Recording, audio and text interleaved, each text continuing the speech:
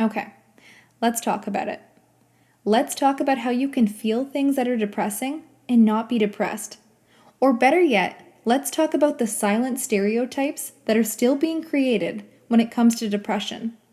How a person who is open about their mental health is perceived as weak minded.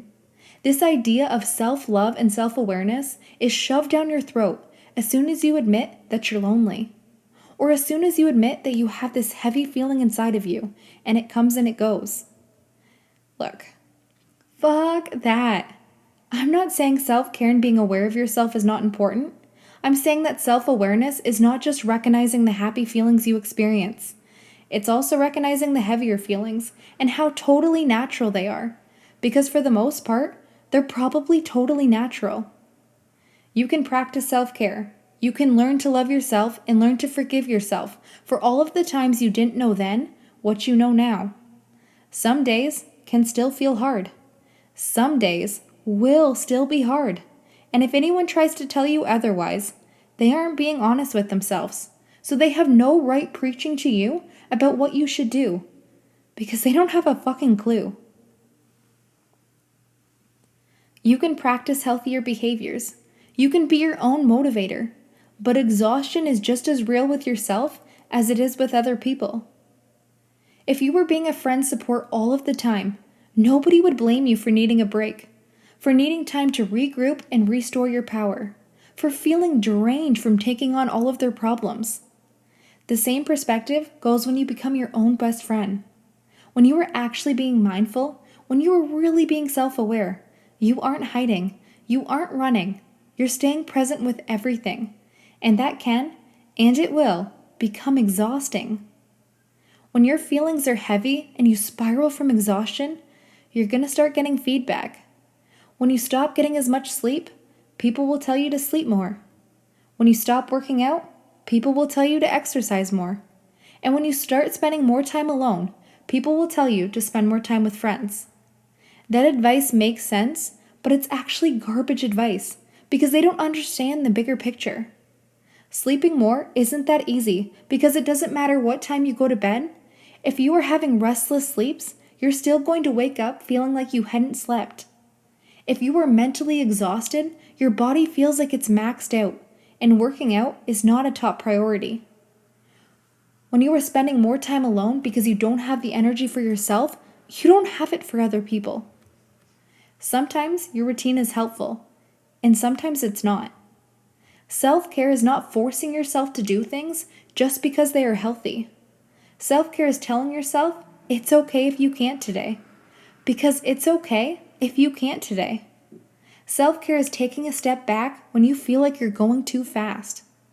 Self-care is recognizing when you're not okay and being there for yourself and believing you can and you will get through this. Take time to just take time. Because you can't get over something by living your life as if you aren't experiencing it. Whew, that was good. One more time. You can't get over something by living your life as if you aren't experiencing it. Self-awareness is not living in avoidance. If you are sad today and you are doing things and acting like you're happy, you're creating a divide between your body and your mind, and that's how people start feeling lost. You don't need to act like the person you are when you're at your best when you're not at your best. Just hit pause. Process why you feel the way that you do. You can get your routine back when it feels natural to do so.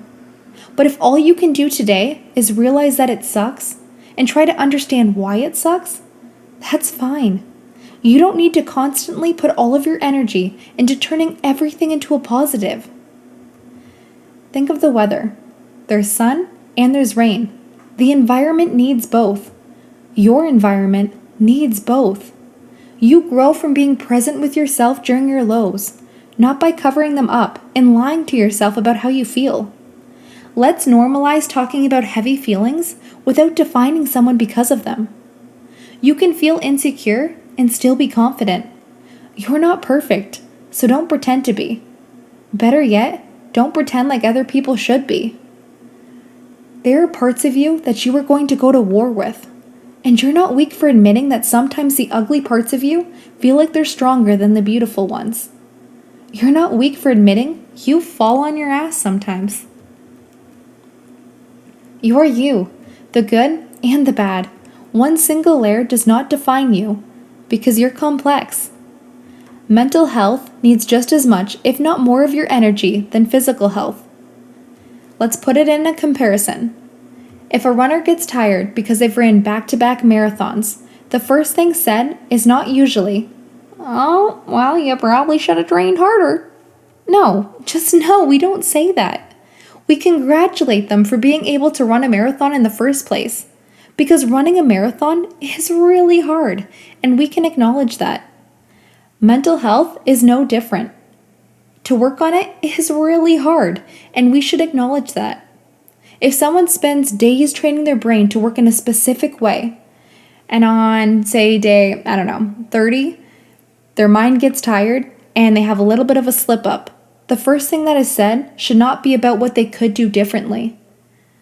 But we should congratulate them for taking time to be mindful, for wanting to change, for being able to recognize what still needs work, but resting when they need to.